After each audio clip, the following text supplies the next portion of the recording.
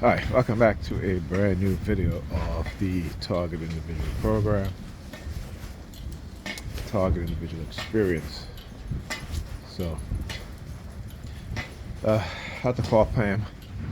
She had texted me about speaking to my daughter's teacher about the kid, the child, the male child who has been bothering her lately.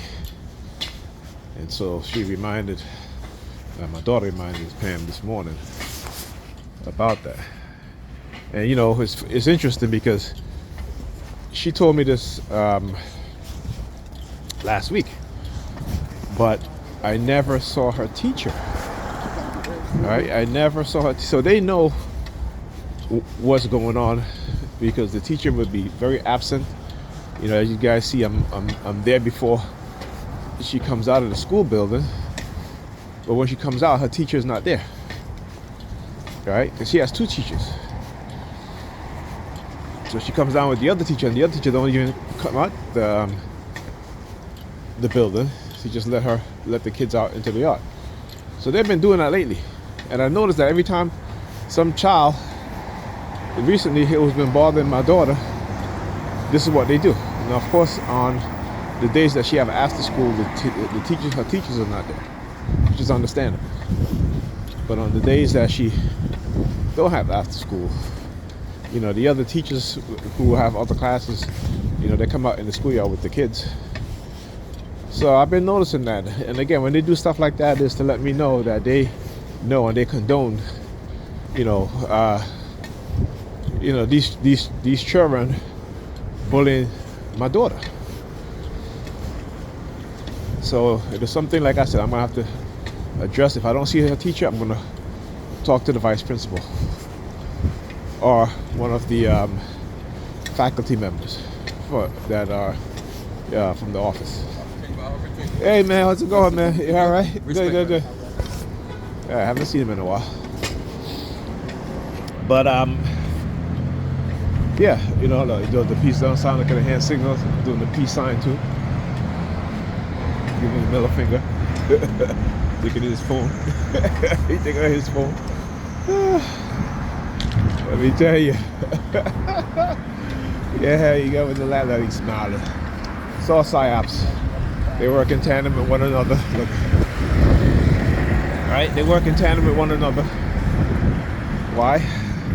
Because again, I'll continue to expose them. I'll continue to record and explain exactly what it is that they're doing. You know, again, of course, there are many of them, so they feel emboldened. Right? There's only one of me now. Okay? So they feel emboldened, which is fine. I just look, you're predator department test. You know, they slow down, and they slow down too, just so I can see them. And they do it from afar. Again, I always know, because this happens so many times. You're conditioned to think a certain way. And again, I'll give you an example. Right? Like I said, every time I hold a knife, not like a bread knife or a butter knife, what we call a bread knife or butter knife, right? But I actually like cut a knife with a pointed tip, they use the sirens. When I'm watching a video, particularly when certain words are being said, they use the sirens. At other times, I'm not even thinking about this shit. I'm just listening to the video. But when certain words are being said, sometimes the same words repeatedly, they'll use the sirens. So what do you think that does to a person's mind? Right? So now you become fixated on those words, right? And those words are usually negative against you, or whenever they target you so much, then being on the remote no monitor, the hand signals. Again, that's what they do. You know, they stand up there, a bunch of dummies, right? A bunch of dummies, and then she's looking at the dirt as I walk past. Look at this other one here too. See, make the hand like a V as she turns, right? So again, I'm showing you guys exactly what it is that they've done, how they've brainwashed me, conditioned me, and they operate. It's kind of like entrapping your mind, right? But of course, they think that there's nothing you can do about it. And again, me continue to expose it because I recognize it, because I've studied it, right? And I understand, for the most part, what it is that they're trying to do.